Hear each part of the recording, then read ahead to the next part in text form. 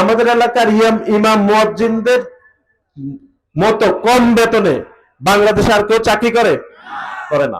যদি 12 তারিখ আপনারা ভোট দেন, ইনশাআল্লাহ যদি তারেক রহমান প্রধানমন্ত্রী হয়, তাহলে দেশের সরকার দেশের টাকা থেকে ইমাম মুয়াজ্জিনদের জন্য প্রতি মাসে সম্মানের ব্যবস্থা করা হবে। যেরকম বেতন দেওয়া হয় সরকারি স্কুলের শিক্ষকদেরকে, বেসরকারি স্কুলের শিক্ষকদেরকে, বিশ্ববিদ্যালয় শিক্ষকদেরকে, তাদের মতো করে ইমামদেরকে সম্মানে দেওয়া হবে। আমাদের এই এলাকার অনেক মসজিদ মাদ্রাসার ইমাম মুয়াজ্জিনরা রয়েছেন। আপনারা সকলেই জানেন, আমরা সকলে গ্রামে বড় হয়েছি, এখানেও যারা আপনারা সবাই গ্রামের মানুষ।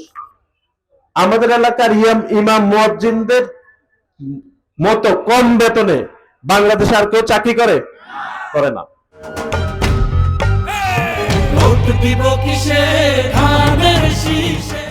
আমি নোয়াখালী সরকারি কলেজে পড়ছিলাম ইন্টারমিডিয়েট। আমি মহিলা কলেজের ওই পাশে পূর্ব পাশে একটা মাদ্রাসায় নামাজ পড়তাম। সেখানে 2006 সালের কথা বলতেছি, একটা ইমামের মুয়াজ্জিন, উনি নামাজ পড়াইতেন আর আজান দিতেন, মানে শুক্রবারে আরেকজন পড়াইতো। আমি সেই সময় দেখেছি ওনাকে 500 টাকা বেতন দেওয়া হয়তো।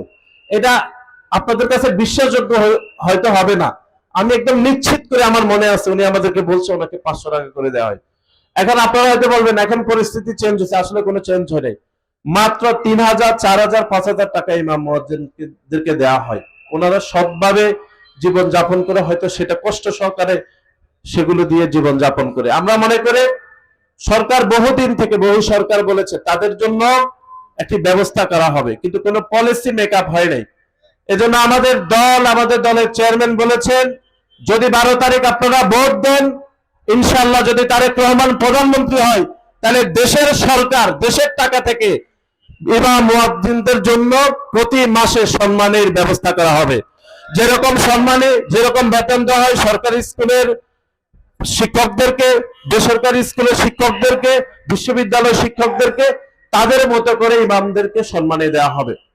এবং আপনারা সকলেই জানেন যে জিয়া পরিবার, বেগম খালেদা জিয়া এবং শহীদ প্রেসিডেন্ট জিয়াউর রহমান, এমনকি তাদের উত্তরসূরে আমাদের দলের চেয়ারম্যান যারা তারেক রহমানের সাথে সব থেকে সুসম্পর্ক আলেমদের সাথে জিয়া পরিবারের। বাংলাদেশে আলেমদেরকে সব থেকে বেশি সম্মান করে আমাদের জিয়া পরিবার।